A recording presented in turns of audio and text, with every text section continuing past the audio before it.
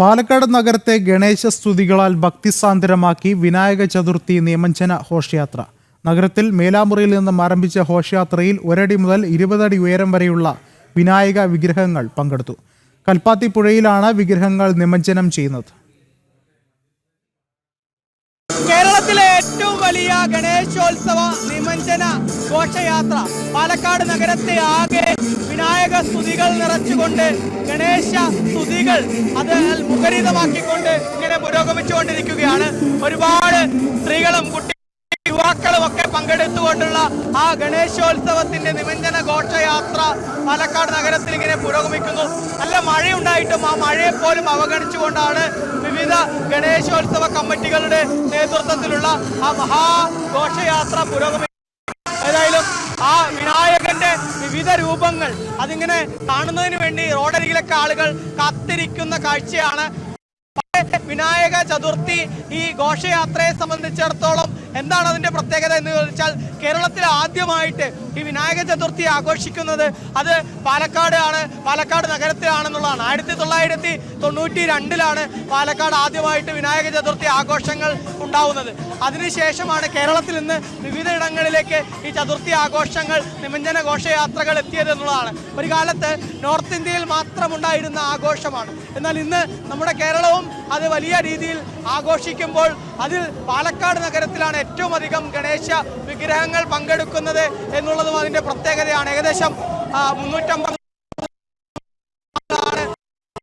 മഹാഘോഷയാത്രയിൽ പങ്കെടുക്കുന്നത് എന്നുള്ളതാണ്. വിവിധ രൂപങ്ങളിലുള്ള വിവിധ ഭാവങ്ങളിലുള്ള വിനായകന്റെ രൂപങ്ങളാണ് ഈ ഘോഷയാത്രയിൽ പങ്കെടുക്കുന്നത് എന്നുള്ളതാണ്. ഇപ്പോൾ വരുന്നതിൽ നമുക്ക് ഓപ്പറേഷൻ സിന്ദൂറിനെയൊക്കെ ഇങ്ങനെ ആദരമർപ്പിച്ചുകൊണ്ട് ഈ ഗണേശോത്സവത്തിന്റെ ആ ശോഭായാത്ര ഘോഷയാത്ര കടന്നു പോകുമ്പോൾ അതിൽ ഓപ്പറേഷൻ സിന്ദൂറിന് രാജ്യത്തിന് അഭിമാനമുയർത്തിയ ആ കാര്യങ്ങളെയൊക്കെ അവർ എഴുതി ഒരു ബോർഡായിട്ട് വെച്ചിരിക്കുന്നത് പോലും കാണാൻ സാധിക്കുന്നു എന്നുള്ളത് തന്നെയാണ്.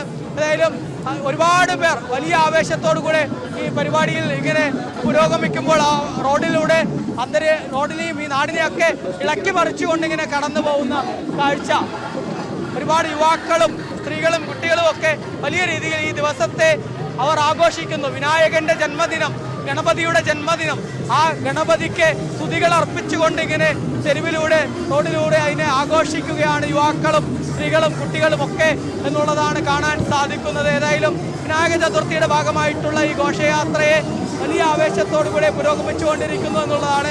വലിയ ആവേശമാണ്. മഴയൊന്നും പ്രശ്നമല്ല, മഴയൊന്നും നമുക്ക് പ്രശ്നമല്ല. പാലക്കാടിന്റെ മെയിൻ ആവേശമല്ല ഗണേശോത്സവം. പാലക്കാടിന്റെ മെയിൻ പരിപാടി ഗണേശോത്സവം. ആ യുവാക്കളുടെയൊക്കെ ആവേശം നമുക്ക് കാണാൻ സാധിക്കും. അത്രത്തോളം ആവേശത്തിലാണ് അവരൊക്കെ. ഈ മഴയൊന്നും ഞങ്ങൾക്കൊരു പ്രശ്നമേ അല്ല എന്ന് പറഞ്ഞുകൊണ്ടാണ് അവർ ഈ വിനായക ചതുർത്ഥിയുടെ ഭാഗമായിട്ടുള്ള ആഘോഷത്തിൽ ആ നിമജ്ജന ഘോഷയാത്രയിൽ പങ്കെടുക്കുന്നത് എന്നുള്ളതാണ്. ഈ പാലക്കാട് നഗരത്തിലെ മേലാമുറിയിൽ നിന്നാണ് വിനായക ചതുർത്ഥി ആഘോഷങ്ങളുടെ ഭാഗമായി ഇത് ആരംഭിച്ചത്, ഈ ഘോഷയാത്ര ആരംഭിച്ചത്. അതിനുശേഷം ഇനി രാത്രിയോടുകൂടെ കൽപ്പാത്തി പുഴയിലാണ് ഈ വിഗ്രഹങ്ങളൊക്കെ നിമജ്ജനം ചെയ്യുക എന്നുള്ളതാണ്. ഏതായാലും നല്ല ശോഭയോടുകൂടിയുള്ള തേജസ്വത്ത ആ വിനായക വിഗ്രഹങ്ങൾ പുഴയിൽ ആ നദിയിൽ നിമജ്ജനം ചെയ്യുന്നതോടുകൂടെ തന്നെ ആ തേജസ് അത് ഓരോരുത്തരിലേക്കും ഈ പരിപാടിയിൽ പങ്കെടുത്തിട്ടുള്ള വിശ്വാസികളായ ഓരോരുത്തരുടെയും നെഞ്ചിനകത്തേക്ക് എത്തും എന്നുള്ള ആ ഒരു വിശ്വാസം തന്നെയാണ്. ആ വിശ്വാസത്തിൽ തന്നെയാണ് ഇപ്പോൾ നിമജ്ജന ഘോഷയാത്ര ഇങ്ങനെ പുരോഗമിച്ചുകൊണ്ടിരിക്കുന്നത്. വിവിധ വലിപ്പങ്ങളിലുള്ള വിനായകന്റെ വിഗ്രഹങ്ങളാണ് ഈ ഘോഷയാത്രയുടെ ഭാഗമായിട്ട് ഓരോ വാഹനങ്ങളിലും ഉള്ളത് എന്നുള്ളതും പ്രത്യേകതയാണ്. അതായത് 1 അടി മുതൽ ഏകദേശം 20 അടിയും അതുപോലെ തന്നെ വലിയ വലിയ ഉയരത്തിലുള്ള വിഗ്രഹങ്ങൾ വരെ ഈ നിമജ്ജന ഘോഷയാത്രയിൽ ഉണ്ട്. അതിന്റെ ഭാഗവാക്കായിട്ട് അവർ ഒരുക്കിയിട്ടുണ്ട് എന്നുള്ളതാണ്. നേരത്തെ ഞാൻ പറഞ്ഞതുപോലെ വിവിധ ഭാവങ്ങളിലും വിവിധ രൂപങ്ങളിലുമൊക്കെയുള്ള വിഗ്രഹങ്ങളും ഈ നിമജ്ജന ഘോഷയാത്രയിലുണ്ട് എന്നുള്ളതും അതിൻ്റെ പ്രത്യേകതയാണ്.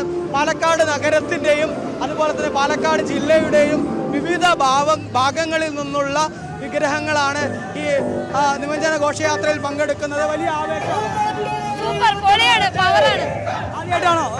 എപ്പോഴും വരാറുള്ളതാണോ? ആവേശമാണോ? ആവേശമാണ്.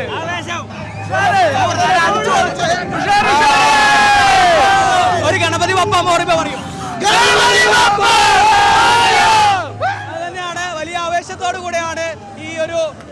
ഘോഷയാത്ര പുരോഗമിക്കുന്നത്. ഇനി രാത്രി ഒരു 1 മണി 2 മണി വരെയൊക്കെ ഈ നിമഞ്ജനത്തിന്റെ ഭാഗമായിട്ട് ഓരോ വിഗ്രഹങ്ങളും കൽപ്പാത്തിപ്പുഴയിൽ ഇങ്ങനെ നിമഞ്ജനം ചെയ്തുകൊണ്ടേയിരിക്കും. എൻ്റെ പുറകിൽ ഇനിയും ഒരു നീണ്ട നിര തന്നെയായിട്ട് വിഗ്രഹങ്ങൾ വരാനായിട്ടുണ്ട്.